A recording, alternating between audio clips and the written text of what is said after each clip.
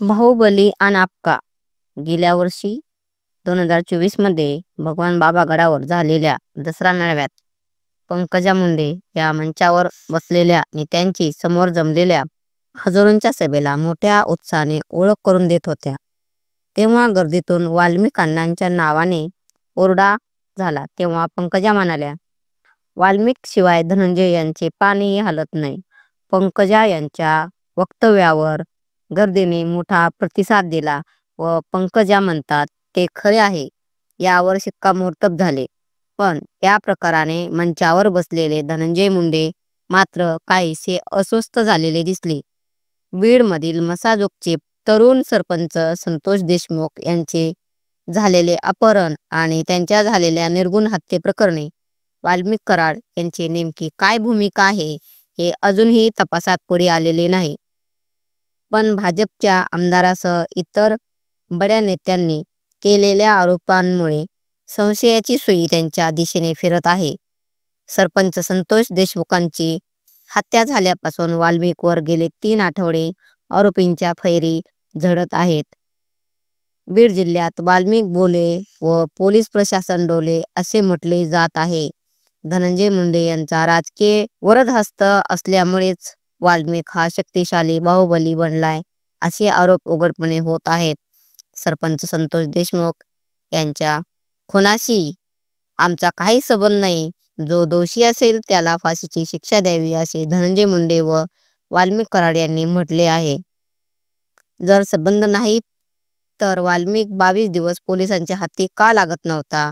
नागपूर, उज्जैन, गोवा, अक्कलकोट, पुणे असा फिरत का होता? विशेष म्हणजे सरपंचांच्या हत्येनंतर वारंवार वाल्मिकचा उल्लेख होत असताना व त्याच्यावर खंडणीचा गुन्हा दाखल झाला असताना तो पोलिसांना गुंगारा का देत राहिला? गोपीनाथ मुंडे यांच्या मृत्यूनंतर त्यांच्या पुतण्या धनंजय मुंडे यांची बीड जिल्ह्यात प्रस्थ वाढले. गोपीनाथ मुंडे यांची कन्या पंकजा व प्रीतम या दोन्ही बहिणी त्यांच्या खऱ्या राजकीय वारस. गोपीनाथ मुंडेंनी पंकजालाच राजकारणात पुढे केले, पण धनंजय मुंडेंच्या राजकीय ताकदीपुढे पंकजा यांना आपल्या अस्तित्वासाठी सतत संघर्ष करावा लागला. गोपीनाथ मुंडेंच्या मृत्यूनंतर धनंजय मुंडेंनी जिल्ह्यात आपले साम्राज्य उभे केले. राष्ट्रवादी काँग्रेसमध्ये गेल्यावर शरद पवारांनी त्यांना भरपूर संधी दिली. मिळालेल्या सत्तेतूनच आपली फौज, आपले नेटवर्क निर्माण केले. त्यातूनच धनंजय मुंडे यांचा राजकीय वरदहस्त लाभलेला वाल्मिक कराड हा शक्तिशाली बनला. धनंजय मुंडे आणि वाल्मिक कराड म्हणजे बीड जिल्ह्याचे नंबर 1 व नंबर 2 अशी ओळख निर्माण झाली. छोटा अक्का आता CIDच्या ताब्यात आहे. धनंजय मुंडेंनी मंत्रिपदाचा राजीनामा द्यावा अशी मागणी केली जात आहे. मी कशासाठी राजीनामा देऊ? माझा काही संबंध नाही असे धनंजय मुंडे यांनी स्पष्ट केले आहे. पोलिसांच्या व CIDच्या रडारवर असताना 22 दिवसांनी वाल्मिक कराड आलिशान स्कॉर्पिओमधून पुण्याच्या पाषाण येथे CID ऑफिसमध्ये शरण आला व त्या अगोदर त्याने एक व्हिडिओ व्हायरल करून त्याची भूमिका जनतेपुढे मांडली.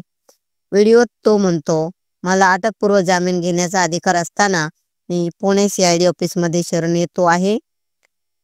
सरपंचाच्या हत्येमध्ये आपले नाव राजकीय द्वेषापोटी गुंतवले आहे.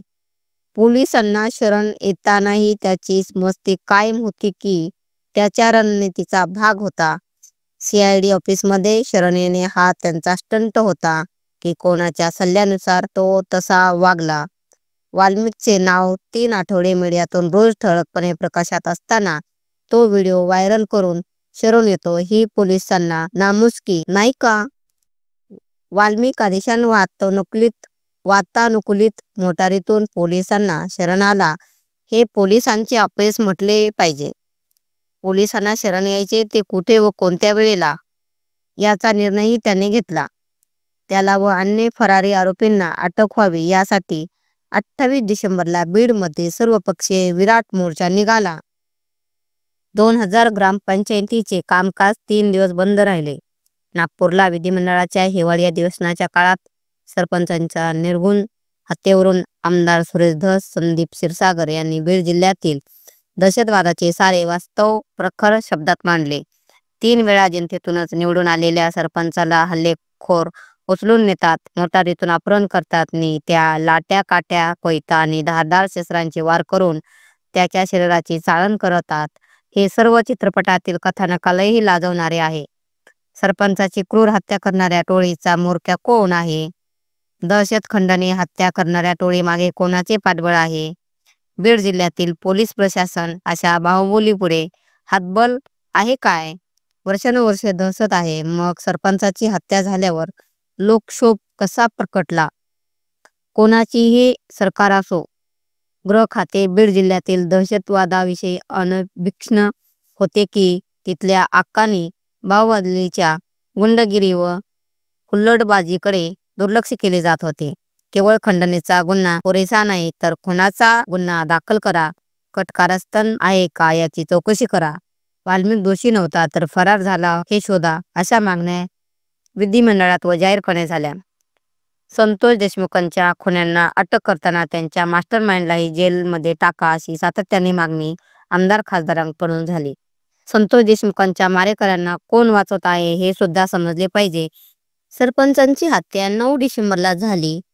आरोपी सापडत नाही म्हणून जनतेत लोक्ष वाढला. 27 डिसेंबरला रेणापूरला आक्रोश मोर्चा निघाला. 28 डिसेंबरला बीडमध्ये लाखोंच्या संख्येने सर्वपक्षीय मूक मोर्चा निघाला.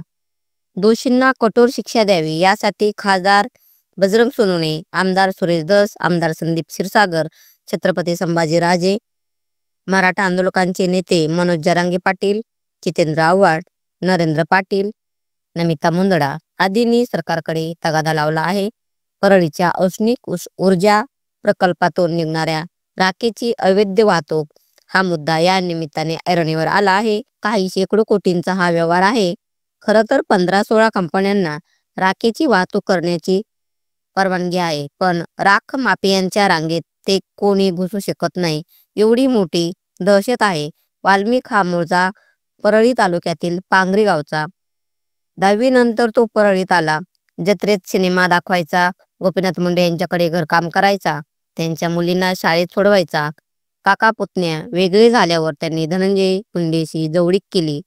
परळी नगर परिषदचा सदस्य, उपनगराध्यक्ष, गटनेता झाला. पुढे धनंजय मुंडेंचा विश्वासू माणूस बनला.